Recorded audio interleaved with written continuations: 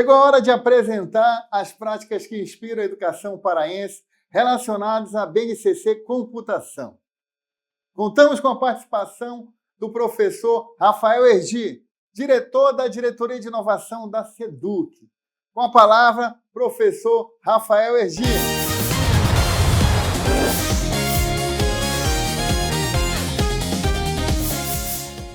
Olá a todos, eu sou o professor Rafael Erdi, diretor de inovação da SEDUC. Sejam bem-vindos à Jornada Pedagógica de 2026, práticas que inspiram a educação paraense. Eu vou fazer a minha audiodescrição. Eu sou um homem branco, alto, de cabelos pretos, barba grisalha, visto uma camisa de manga comprida, cinza clara e calça escura. Sobre a BNCC Computação, por que implementar a educação digital e midiática no currículo da educação paraense? Bom, primeiro precisamos compreender a educação digital e midiática como chave para compreender o mundo contemporâneo, entender sobre formação cidadã e crítica em tempos digitais. Também é importante entender a relação entre a tecnologia e a sociedade e, assim, desenvolver as competências necessárias para o século XXI. Seguindo, a gente vai ver um pouco das políticas que orientam a implementação da educação digital e midiática. A BNCC, ela nasceu lá em 2017. Em seguida, tivemos em 2022 o complemento da BNCC Computação. Em 2023, tivemos a Política Nacional de Educação Digital, a PNED. E em 2025, as diretrizes sobre o uso digitais, as diretrizes sobre o uso de dispositivos digitais. Com isso, percebemos uma linha do tempo. Percebemos que a educação vem se preparando para esse momento, para o momento de fato, implementar a educação digital e midiática para os nossos estudantes. Como a SEDUC se preparou para esse momento? Primeiro, foi necessário conectar todas as nossas escolas. E hoje existem diversas estratégias para conectar as escolas. Temos a Starlink, temos a conexão da Prodepa, temos a conexão do Escolas Conectadas. E com isso, podemos garantir que hoje existem diversas formas de conectar as nossas escolas e garantir que todas elas tenham acesso à internet. Em seguida, chegaram os Chromebooks, ainda estão chegando os Chromebooks nas escolas, mais de 50 mil Chromebooks, mais de 36 mil Chromebooks para estudantes, ou seja, um kit com carrinhos de carregamento, com equipamentos que podem ser levados de uma sala a outra e também equipamentos para os professores. E o terceiro pilar é a implementação dos Centros de Inovação e Sustentabilidade da Educação Básica, os CISEBs. Os CISEBs são centros de inovação que realizam formação para estudantes e professores da rede, na área de tecnologia. Lá nós temos formação de inteligência artificial, prototipagem e fabricação digital, programação, cultura digital, cultura maker, robótica, entre outros. Esses centros estão sendo implementados, estamos no 5º centro e com previsão para que em 2026 tenhamos mais 12 centros implementados. E o que é a educação digital e midiática? É uma área interdisciplinar que desenvolve competências e aprendizagens previstas na BNCC, relacionadas ao uso de tecnologias, cultura digital, pensamento computacional, comunicação, análise de informação e mídia. E a educação digital e midiática está dividida em 3 grandes pilares. O mundo digital, que é como compreendemos a internet, os equipamentos, os softwares e hardwares. O pensamento computacional, que é a capacidade de resolver problemas através da tecnologia. E a cultura digital. A cultura digital, ela trata da cidadania digital, como se comportar nas redes, como analisar uma postagem, trabalhar com fake news e muito mais. Então, a equipe da Secretaria desenvolveu o referencial curricular de computação do Estado do Pará. Foram muitas equipes, pessoas envolvidas para tentar posicionar o que a BNCC Computação traz à realidade do nosso Estado. E você pode baixar esse referencial curricular de computação através do QR Code que está na tela, apontando o seu celular. Nesse referencial, nós trabalhamos um histórico mostrando que não começamos hoje a trabalhar com tecnologia. Há 40 anos nós estamos desenvolvendo tecnologias na rede estadual da educação paraense. Começando com o Proinfo, tivemos o projeto UCA, um computador por aluno, trabalhamos com inclusão digital e hoje estamos vivendo um momento histórico, um momento que de fato os equipamentos portáteis estão chegando nas escolas e também com conectividade. Também organizamos nesse documento a governança, ou seja, como a SEDUC está organizada para desenvolver a educação digital no Pará, através de estratégias e um fluxo de formação organizados. Nesse documento, apresentamos aos professores a estratégia para a implementação da BNCC Computação. Aqui no nosso estado, nós escolhemos implementar de forma transversal. Assim, todos os nossos professores deverão trabalhar nos seus componentes as habilidades de computação. Também nesse documento trazemos informação sobre infraestrutura, formação de professores, estratégias de ensino-aprendizagem, avaliação e o currículo de computação do Pará. Como utilizar o referencial de computação no estado do Pará? Nos exemplos a seguir, apresentamos os quadros com a sistematização das habilidades da BNCC Computação, relacionados com nível, ou seja, educação infantil, ensino fundamental e ensino médio, e por área, linguagem, matemática, ciência da natureza e ciências humanas. Agora vamos apresentar a sistematização das habilidades e neste quadro vamos ver a educação infantil. Neste caso, neste exemplo, estamos trabalhando com o eixo da computação mundo digital. E o objetivo de aprendizagem é reconhecer dispositivos eletrônicos e não eletrônicos, identificando quando estão ligados ou desligados, abertos ou fechados. Por exemplo, o celular, quando está com a tela apagada, significa que o telefone está ligado ou desligado. As luzes, quando estão acesas, estão ligadas ou desligadas? São perguntas como estas que são feitas na sala de aula e que promovem um debate e a aprendizagem desse estudante. E dando sequência, vamos falar aqui dos anos iniciais, do eixo da computação pensamento computacional. E essa habilidade trabalha como desenvolver algoritmos, ou seja, instruções lógicas.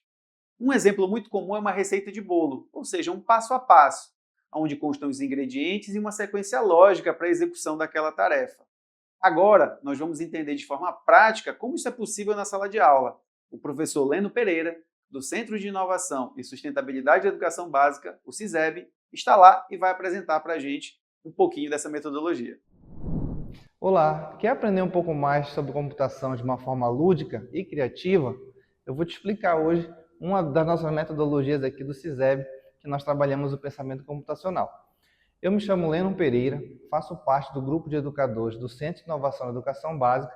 Estamos aqui na nossa sala de programação criativa e vou explicar para vocês como nós trabalhamos de uma forma dinâmica e lúdica e interdisciplinar um conteúdo bem conhecido e extremamente importante da computação, que é o chamado pensamento computacional. Então aqui estamos em uma plataforma que você sabe que no pensamento computacional o aluno precisa aprender sobre algoritmos e aqui nós ensinamos esse aluno de uma forma dinâmica a construir esse algoritmo. Então imagine que aqui nós temos as bases, que são as nossas setas de programação, para frente, para a esquerda, para trás, gira à esquerda, à direita, que o aluno precisa aprender esses detalhes trabalhando a sua lateralidade. Então vamos aqui na plataforma. Imagine que o aluno atue como um robô, que eu preciso que ele chegue a um determinado ponto para tratar de um assunto muito importante, que é, por exemplo, a nossa história de Belém. Então, eu preciso utilizar uma plataforma para programar e em um determinado tempo o aluno pode executar isso aqui. Então, o aluno monta a programação e vai trabalhar a sua lateralidade na nossa plataforma. Então, imagine que nós vamos trabalhar a cidade de Belém e o aluno precisa montar esses códigos desse algoritmo para chegar a um determinado ponto. E aqui fazendo uma pontuação. E digamos que o nosso ponto principal seja aqui o nosso cartão postal da cidade, que é nosso ver-o-peso. E o aluno precisa aprender sobre a história do ver-o-peso, a importância do ver-o-peso. E lógico, isso pode ser feito lá na sala de aula com o professor de história. né?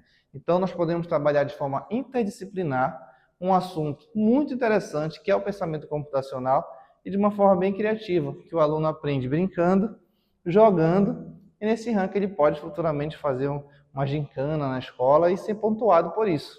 Então aqui, quer aprender um pouco mais com a gente sobre computação? Vem conhecer o CISEB, estamos aqui esperando vocês. E continuando, vamos falar sobre o ensino fundamental anos finais e o eixo da computação, pensamento computacional. E aqui é a habilidade de elaborar algoritmos que envolvam instruções sequenciais de repetição e de seleção, usando uma linguagem de programação. E um exemplo muito legal é da professora Ariete Ribeiro, que trabalha em uma escola indígena. Acompanhe o trabalho dela. A Pempé, bom dia. Sou aluna do 9º ano da Escola Jantiati Paracatejê e nós vamos apresentar o trabalho de robótica. A Pempé,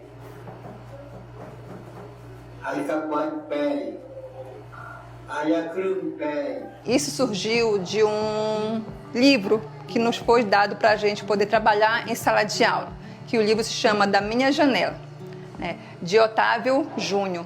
Então, esse livro possibilita os jovens a abrir a janela da sua casa, né, e ver o que está à frente deles. E eu fiz uma pergunta ali, o que vocês veem das janelas de vocês a partir da leitura? E eles me falaram, nós podemos ver a nossa comunidade, nós podemos ver a nossa cultura, a nossa pintura, a nossa língua materna.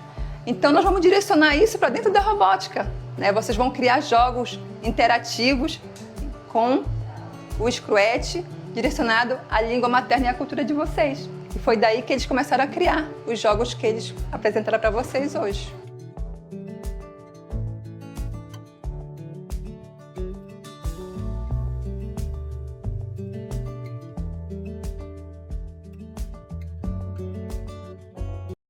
E agora nós vamos falar sobre o ensino médio, o eixo da computação, mundo digital, e trabalhar uma temática super interessante, que é a inteligência artificial. E para isso, convidamos duas estudantes para explicar um projeto muito interessante.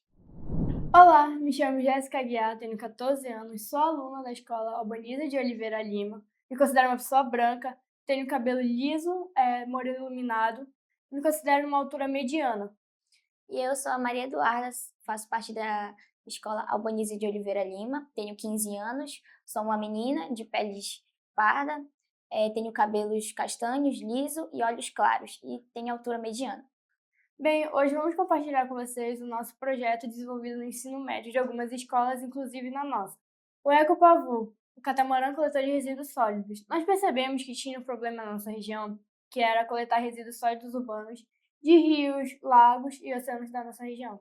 Então, nós desenvolvemos um barco que ele coleta resíduos sólidos baseado em IA, usando calibragem e temperatura para distinguir os resíduos para que eles sejam separados e descartados de maneira correta. Bom, nós também identificamos um problema, que é a questão dos animais marinhos, pois eles não conseguem diferenciar os resíduos sólidos dos alimentos. Eles acabam confundindo e ingerindo isso, gerando morte por intoxicação e asfixia. Então, o Ecopavu vem para solucionar também esse problema da questão marinha. Bem, nós usamos a IA para diferenciar os animais, os resíduos. Também utilizamos a IA para diferenciar os resíduos, seja ele plástico, papel, vidro, metais ou resíduos orgânicos. E agora a gente vai demonstrar um pouquinho como é que ele funciona.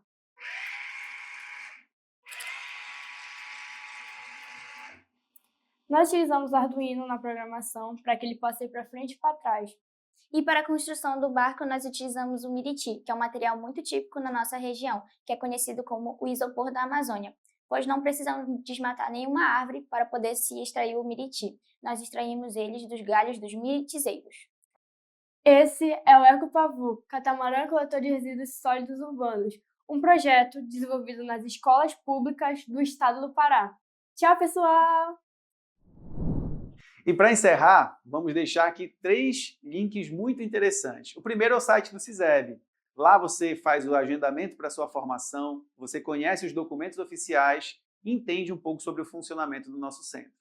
E também você pode acessar o link de Formações Abertas. Lá você encontra diversas formações autoinstrucionais, inclusive com certificação internacional pela Google. E o último é o chatbot do CISEB. É uma inteligência artificial que foi treinada com os nossos documentos oficiais para ajudar o professor na elaboração das suas atividades, dos seus planos de aula. Lá você pode solicitar para essa inteligência artificial adaptar aquela sua aula com as habilidades da BNCC Computação. É uma ferramenta fantástica que está à disposição do professor da Educação Pública Paraense. Obrigado pela atenção de todos, é um prazer poder contribuir com a formação dos nossos professores da Educação Pública Paraense e até uma próxima. Tchau, tchau. Agradecemos ao professor Rafael Erdi pela excelente condução e à professora Ariete Ribeiro, da Escola Indígena Jatiati Parcategê, professor Lennon Pereira, do Centro de Inovação e Sustentabilidade da Educação Básica, o CISEB, as estudantes Jéssica Guiar e Maria Eduarda, da Escola Albaniza de Oliveira Lima, que trouxeram importantes informações e orientações sobre as práticas que inspiram a educação digital. A eles, o nosso sincero agradecimento.